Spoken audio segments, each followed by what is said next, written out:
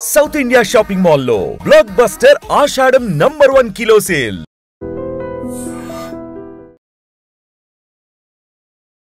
దిల్సుఖ్ నగర్లో కాల్పుల ఘటనలో ఎవరైతే చందు నాయక్ సిపిఐకి సంబంధించిన నాయకుడు ఎక్కడైతే మర్డర్ గావించబడ్డాడో వాళ్ళ ఇల్లు ఇది యాక్చువల్లీ 3 ఏళ్ల నుంచి కూడా ఇదే ఇంట్లో రెంట్కి ఉంటున్నారు, మనం చూడొచ్చు.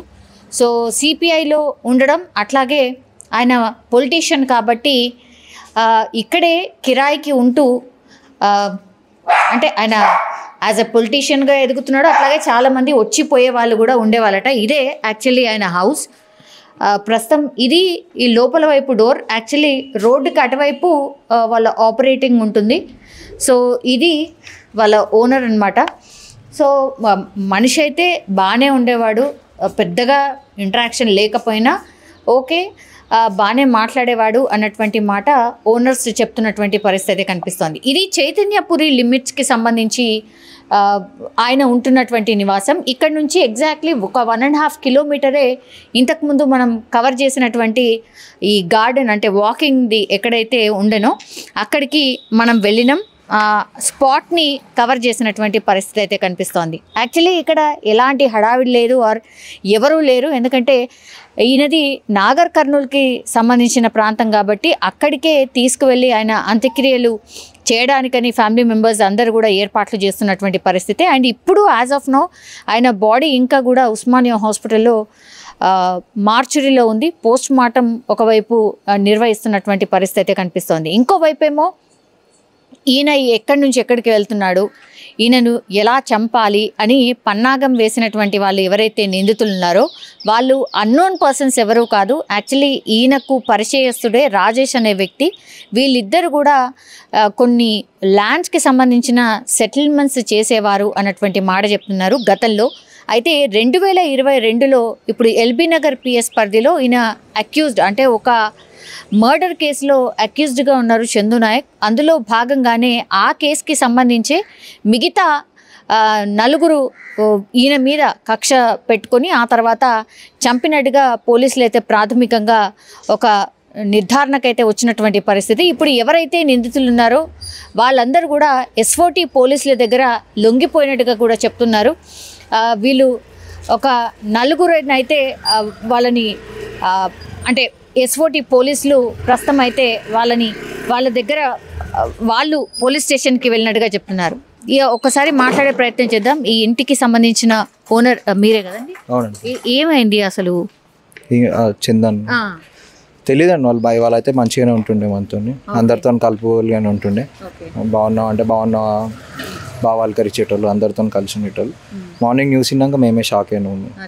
అంటే డైలీ వెళ్తుండేనా వాకింగ్కి? డైలీ వెళ్తానండి, మార్నింగ్ ఈవినింగ్ రెగ్యులర్గా వెళ్తుండే.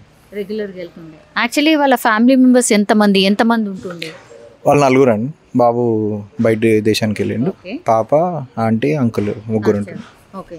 ఇప్పుడు ఆయన పొలిటీషియన్ కాబట్టి చాలా మంది వచ్చేవాళ్ళు పోయేవాళ్ళు ఉంటారు కదా ఇక్కడ. అట్లాంటివి ఏమి ఇంటికి ఎవరు రాకపోతున్నాయండి అసలు. అట్లాంటి బిజినెస్ పెట్టుకోలేదు ఆయన. ఇంటి వాళ్ళు ఉంటుండే. వాళ్ళ ఇంట్లో కూడా ఏం ఉరుకోవడం కానీ ఇంట్లో ఇష్యూలు కానీ అట్లాంటివి ఏం లేకపోతుంది. వాళ్ళ పద్ధతిగా వాళ్ళు ఉండి వాళ్ళ పని వాళ్ళు చేసుకునేటోళ్ళు.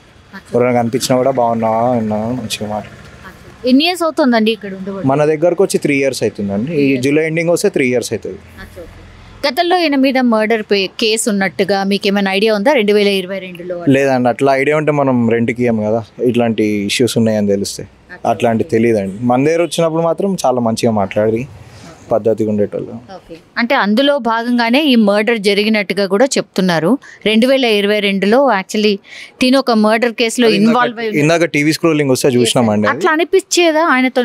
లేదు అసలు అట్లాంటి అట్లాంటి బ్యాడ్ టర్మ్సే లేవండి. చాలా పద్ధతి, బాగున్నావా బిడ్డ తిన్నావా, ఇట్లా టర్మ్స్ బాగుంటుండే అండి. అందుకు కాలనీలో అందరితో బాగా మాట్లాడుతుండే. స్వీపర్స్ కూడా జిహెచ్ఎంసీ స్వీపర్స్ ఉంటుండే, వాళ్ళకు కూడా బాగా మంచి హెల్ప్ చేసిండే. వాళ్ళు నమస్తే సార్ అని రోజు అందరు పలకరించిపోతుండే. అట్లా ఉంటుండే మేడం. ఇట్లాంటి బ్యాడ్ టర్మ్స్ మేము ఫస్ట్ టైం వింటున్నాము, మాకు తెలియదు ఇట్లా ఉంది అని. అంటే యాజ్ ఎ పొలిటీషియన్ జనరల్లీ కూడా బెదిరింపులకు దిగడమో లేకపోతే రుబాబు లాగా మాట్లాడడమో ఇట్లాంటివన్నీ జనరల్లీ లేదు మేడం. చాలా సాఫ్ట్ మనిషి మేడం. ఎవరు అన్నా కూడా ఆయన తల దింపుకొని పక్కకి వెళ్ళిపోతారు. అట్లా మేమైతే చూడలేదు, ఇవన్నీ మేము కొత్తగా వింటున్నాం. అది అట్లా వాళ్ళ ఇంటికి వచ్చేవాళ్ళు పోయేవాళ్ళు ఎవరైనా ఉంటుండేనా, అంటే వాళ్ళ అమ్మ నాన్ననో వాళ్ళ చుట్టాలు అట్లా వచ్చిపోతున్నాయి అనుకుంటా మేడం, అంతే, దాని మించి ఏం లేదు. ఒక 2-3 వస్తుండే అలా చుట్టాలు, అంటే రెగ్యులర్గా కాదు, ఎప్పుడో ఒకసారి ఇంటికి చుట్టాలు వస్తారు కదా, అట్లా వస్తుండే, లంచ్ చేసుకొని వెళ్ళిపోతున్నాయి. మేము చూసినంత వరకు మాత్రం అంతే.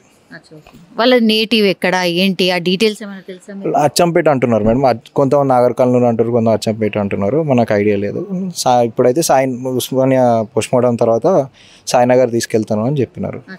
ఇప్పుడు ఆ ఇన్సిడెంట్ జరగగానే ఫస్ట్ ఎవరికి ఫోన్ వచ్చింది? వాళ్ళ ఫ్యామిలీ మెంబర్స్ మీకు ఏమైనా కన్వే చేసిరా? ఏమైంది? వాళ్ళు ఏం కన్వే చేయలేదు మేడం, మనకి ర్యాండమ్గా కాలనీలో అందరు ఉంటారు కదా, పలానా ఇట్లా మీ ఇంట్లో ఆయనకి ఇట్లా అయిందంట, ఒకసారి వెళ్ళి చూడండి అంటే వెళ్ళేసరికి ఆంటీ వాళ్ళు అందరూ అక్కడ రీచ్ అయిపోయారు, వాళ్ళ చుట్టాలు అంతా. అప్పటికి జరిగిపోయింది ఇన్సిడెంట్.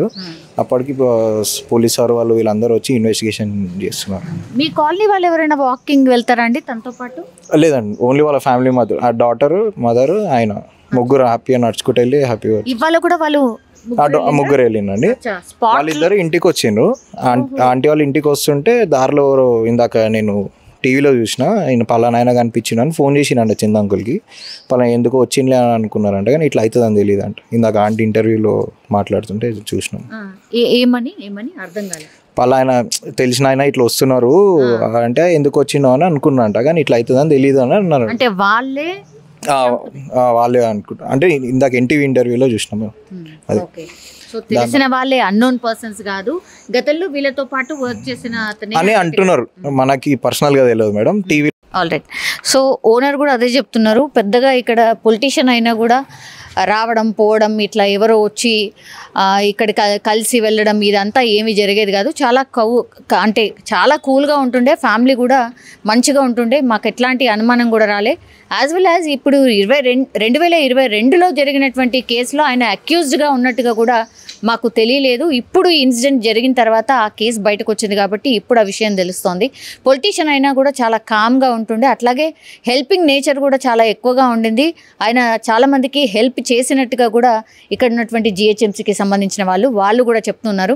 చాలా నైస్ పర్సన్ అనే మాట కూడా ఓనర్ అయితే చెప్తున్నటువంటి పరిస్థితి కనిపిస్తోంది. కానీ గతంలో ఆయన ఎప్పుడైతే ఒక ల్యాండ్కి సంబంధించిన ఇష్యూలో ఇన్వాల్వ్ అయినప్పుడు ఒక మర్డర్ జరిగింది. ఆ మర్డర్లో ఈయనను కూడా, అంటే అందులో ఈయన భాగం కూడా ఉంది అని ఆయన మీద ప్రస్తుతం అయితే కేసు నడుస్తోంది. అందులో భాగంగానే ఈ మర్డర్ జరిగి ఉంటుంది అని ప్రాథమికంగా ఒక అంచనాకైతే వచ్చారు పోలీసులు. ఇంకా కూడా ఇన్వెస్టిగేషన్ అయితే నడుస్తున్న పరిస్థితి.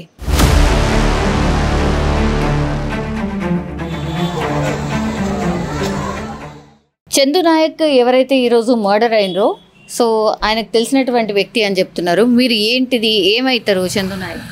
నేను పాలు వస్తామా, దోస్తానా ఉంది నాకు, చాలా మంచి మనిషి.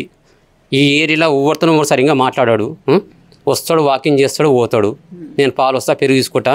ఆ పిల్లగానికి అమెరికాకు వస్తే కూడా నేను ప్యాకింగ్ చేయించిన వాళ్ళ అబ్బాయికి వాళ్ళ బిడ్డకు కూడా చాలా పరిచయం.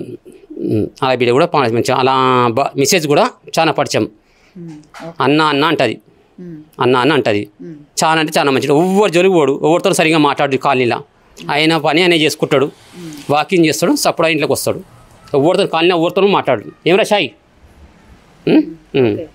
కూల్ ఉంటాడు, ఎవరితో సరిగ్గా మాట్లాడు. ఏమైందంటావు మరి? గంత మర్డర్ చేసే అంత కోపం ఎందుకున్నది మరి? ఏమో మళ్ళీ ల్యాండ్ కేసులు అంటున్నారు, అది అంటున్నారు, ఏమది ఏందో నాకు అర్థమవుతుంది. నాకు ఎన్నేళ్ళ సంతి తెలుసు? నాకు 5-6 సంవత్సరం వరకు నాకు చాలా పరిచయం. ఫ్రీ అంకుల్ అంటే ఏమొక్కందో మా ఇంటికాడికి వస్తాడు, కూర్చుంటాడు, చేస్తాడు. ఏ అలవాటు లేదు, నిమ్మడం ఉంటాడు, ఏ అలవాటు లేదు, ఏం లేదు, నిమ్మడం ఉంటాడు. ఆయన ఉంటాడు, వాకింగ్ చేస్తాడు. భార్యాభర్తలు కూడా నైట్ పూట, బిడ్డ కూడా నైట్ పూట వాకింగ్ చేస్తారు, కుక్కను పట్టుకొని వాకింగ్ చేస్తారు. ఆ అంకుల్ అంటానే నేను పాలు పోసుకొని వస్తాను. అంతకన్నా కోపం కానీ ఏమంతా లేదమ్మా, అంత డేంజర్ కోపం కూడా లేదు. నిదానం మాట్లాడతాడు, ఏదైనా నిదానం మాట్లాడతాడు, అంతకన్నా ఏం లేదు. ఈయన సిపిఐ పార్టీలో ఉన్నారట, అసలు తెలుసా మీకు? నాకు తెలియదమ్మా, నాకే తెలియదు అది. ఇక అంకుల్ పాలు వస్తా కథం, కొంత వాకింగ్ చేస్తుంటారు, నేను పాలు వస్తా కథం, పాలు పెరిగిస్తా, అలా కొడుకు కోసం సాయం చేసిన. ఎప్పుడు తెలిసింది ఇట్లా వార్త? ఇట్లా నాకు ఇంతకుముందు దొరికింది. మా గొల్లోలు వచ్చినారు, ఇప్పుడు మా యాదవ్స్ వచ్చినారు, మా గొల్లోలు వచ్చినారు. ఇట్లా చనిపోయినట్లు మాకు తెలిసిన అన్నీ ల్యాండ్ దిగిందట అని వచ్చినారు. నాకు తెలియదు అంటే నాకు ఎరికైందా అని నీ పలానా జాల ఉంది అలాగే అక్కడ ఉండేనట ఇల్లు ఆయనకి అడ్రస్ ఇచ్చి మా ఇంటికి పంపించిన నాకు ఎరికైంది ఈ ఊరికి వచ్చిన అంతేకాని ఇంకా ఏం తెలియదు అమ్మ నాకు. నిజంగా ప్రస్తుతం ఉన్నటువంటి సమాజం దేనికి ప్రయారిటీ ఇస్తుంది?